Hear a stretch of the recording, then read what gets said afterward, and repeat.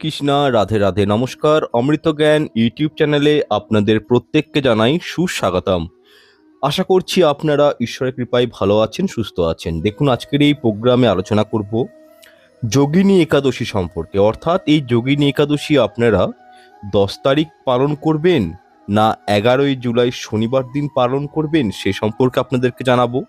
এছাড়াও যোগিনী একাদশী পালনের কি নিয়ম রয়েছে, এদিন কি খাবেন কি খাবেন না, কোন 5টি সবজি গ্রহণ করতে নেই, এদিন তুলসী গাছে জল দেওয়া যাবে কি যাবে না, চা কফি পান করা যাবে কি যাবে না, বা আপনারা যখন পারণ মন্ত্র উচ্চারণ করবেন কি খেয়ে পারণ মন্ত্র উচ্চারণ কি মন্ত্র উচ্চারণ করবেন, পারণের মন্ত্র কি রয়েছে, কি খেয়ে ব্রত উপবাস ভঙ্গ করবেন, অনেক কিছু বিষয় নিয়ে আজকে আপনাদের সামনে এসেছি। তাই অনুরোধ করব প্রোগ্রামটি শেষ পর্যন্ত দেখুন এবং ভিডিওটি ভালো লাগলে লাইক কমেন্ট শেয়ার করতে ভুলবেন না এবং চ্যানেলটি সাবস্ক্রাইব করে রাখবেন।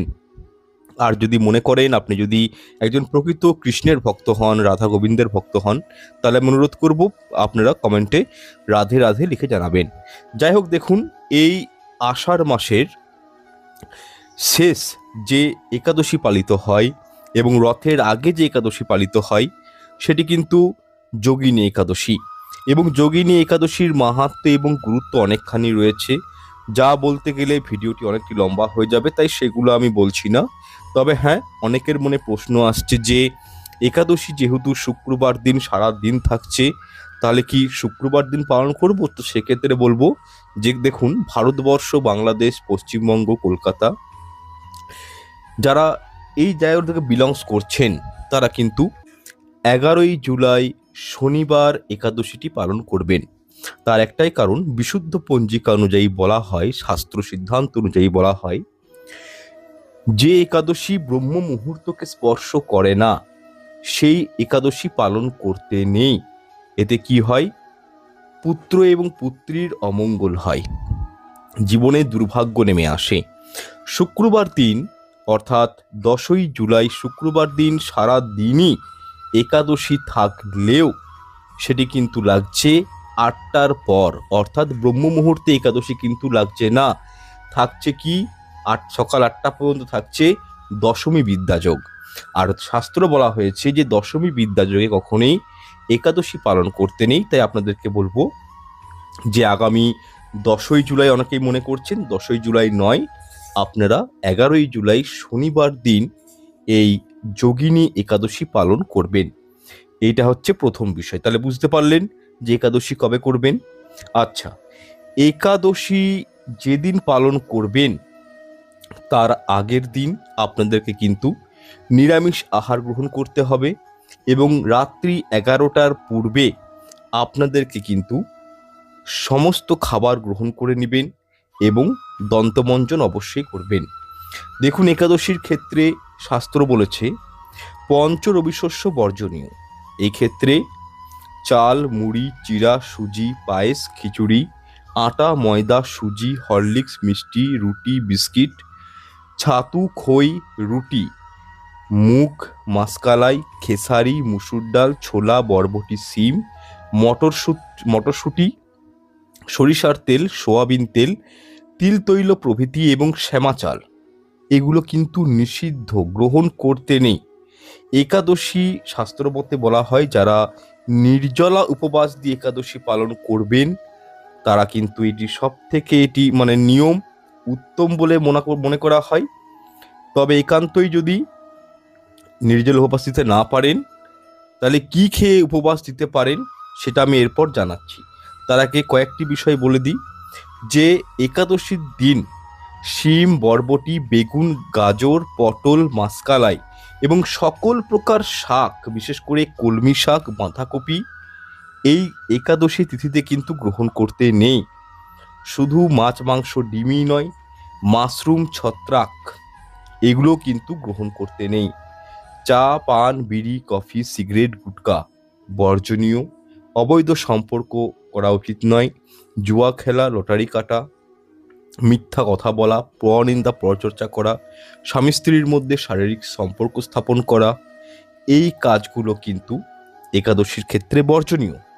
একাদশীর দিন পার্টিকুলার কিছু খাবার রয়েছে, সেগুলি খেয়েও কিন্তু একাদশী ব্রত পালন করতে পারেন। যেমন মিষ্টি আলু, ফুলকপি, মিষ্টি কুমড়া, কাঁচা পেঁপে, শসা, লেবু এগুলো গ্রহণ করা যায়। যাই হোক, এই একাদশী ব্রত অর্থাৎ যোগিনী একাদশী ব্রত যারা একেবারে নির্জলা উপবাস দিতে পারবেন না, তারা যে কোনো ফলমূল গ্রহণ করে একাদশী ব্রত পালন করতে পারেন। এক্ষেত্রে আপনি দুধ পান করতে পারেন, কাজু বাদাম, কাঠবাদাম, বাদাম সেদ্ধ, কাঁচা বাদাম, মিষ্টি আলু, সিদ্ধ আলু, বাদাম ভুনা, আলু কুমড়া, সবজি, সাবুদানার ফ্রাই, সাবুদানার পায়েস, আলুর পায়েস, আলুর চিপস প্রভৃতি গ্রহণ করতে পারেন। এছাড়াও একাদশীর দিন প্রাতঃস্নান করবেন, ভগবদ গীতা পাঠ করবেন, হরিনাম সংকীর্তন করবেন, গীতা পাঠ করবেন। এছাড়াও আরেকটি বিষয় বলে রাখি, একাদশীর জন্য যে রান্না করবেন সেই রান্নাতে শুদ্ধ ঘিয়ের ব্যবহার করবেন, সরিষার তেল বা সয়াবিন তেলের ব্যবহার করবেন না, বর্জনীয়, কারণ এগুলি পঞ্চরবি শস্যের মধ্যে পড়ে যায়। আর একটা বিষয়, সৈন্ধব লবণে ব্যবহার করবেন। নর্মাল যে লবণটা হয় সেটার কিন্তু ব্যবহার একাদশীর রান্নার ক্ষেত্রে কখনোই কিন্তু করতে নেই। এতে কিন্তু সেই খাবারের গুণগত মান নষ্ট হয়ে যায়, কখনো করবেন না। সবসময় চেষ্টা করবেন সৈন্ধব লবণের ব্যবহার করা। আরেকটি বিষয় আপনাদেরকে বলে দিই, এক্ষেত্রে দেখুন, অনেকেই মনে করেন যে একাদশী শুধু বিধবারাই করেন, তা কিন্তু নয়, সধবা নারীরাও একাদশী করতে পারেন। তৃতীয় প্রশ্ন হচ্ছে, একাদশীর দিন তুলসী পত্র চয়ন করা যাবে কি যাবে না? এক্ষেত্রে বলবো কখনোই না। প্রভুকে তুলসী পত্র নিবেদন করতে হয়, একাদশীর পুজো করবেন, তো সেক্ষেত্রে আমি বলবো তুলসী পত্র কিন্তু আগের থেকেই 11 দিন পর্যন্ত তুলসী পত্র বাসি হয় না, আগের থেকেই তুলসী পত্র সঞ্চয় করে রাখবেন প্রভুকে নিবেদন করার জন্য। এবং একাদশীর দিন অনেকেই মনে করেন মাতা তুলসী নির্জল উপবাস দেন, তাই এই দিন কিন্তু তুলসী গাছে জল দিবেন না।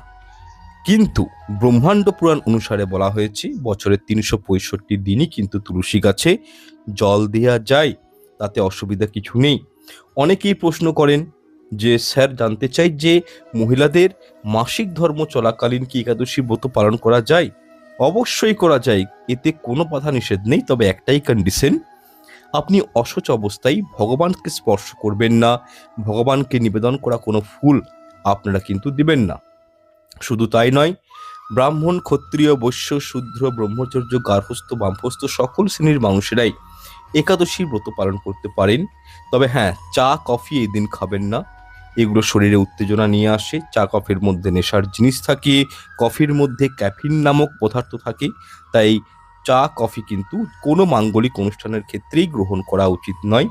আশা করছি বিষয়টা বুঝতে পেরেছেন।